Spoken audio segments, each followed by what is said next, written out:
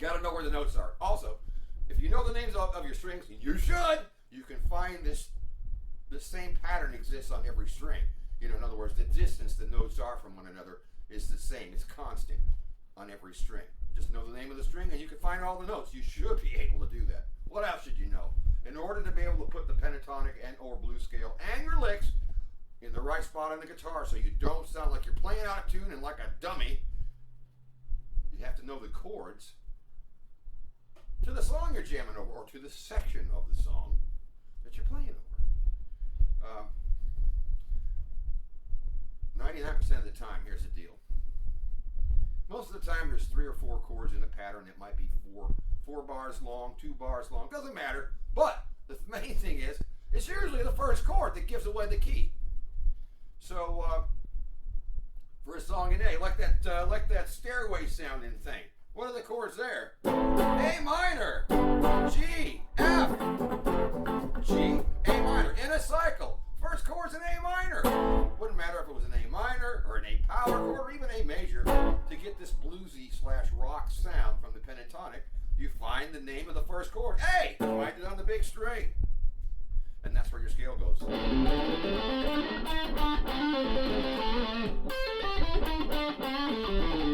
Right? Make sure you reference my other videos for all the licks, okay? I'm not going to outline them today and go, here's how you do it. I'm just going to play some, okay? Let me fix my hat. All right. Okay, let me do that right now. Let me put on that stairway backing track real quick. A minor, G, F, G, right? And I'm going to reference the 5th fret. Where the scale goes. Here's the scale again. Well, how's it go? Oh, I'll outline that. Good Lord. Here's the pentatonic. Top string 5/8. Next 3 strings. The A, 5/7. The D, 5/7. The G, 5/7. The B, 5/8. The E, 5/8. That's the pentatonic. The blues scale is basically the same thing, but it has the flatted 5th added, or the blue note. Here's that. Starting on the big string. A, 5th fret, 8th fret, next string, 5, 6, 7. D, E flat E. Next string, D string, 5/7. What is that? G, A, got. Next string, the G string, we're going to play 5, 7, 8. Ooh, that sounds like, that reminds me of Live and Let Die or something. Anyway, I hear it. Right? Anyway, what are the frets there? 5, 7, 8 notes are C, D, E flat.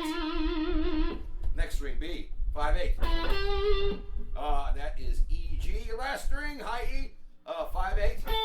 A, C. So, what do we got slow?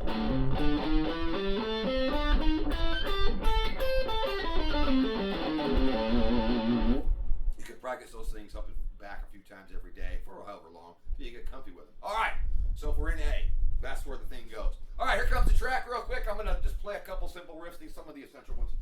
All right, let's find it. Okay, here we go. Okay, I think first I'm just going to run the scale without a lick. Nobody plays the scale though.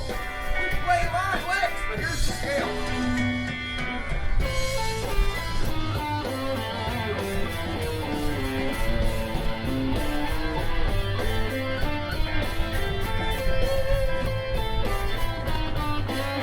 Hold on a minute.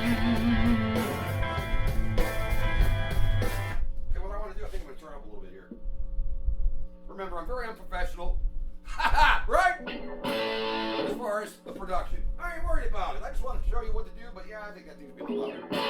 That's better. Alright, so now, let me fire it up again. And this time I'll play a couple licks, because nobody plays the scale, whatever. Nobody does that. You have to play a line, a musical sentence. Nobody runs a scale up and down. You gotta know them, I suppose. I know them all. But you don't play a scale.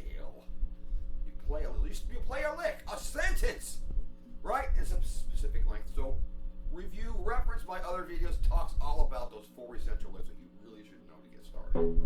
All right.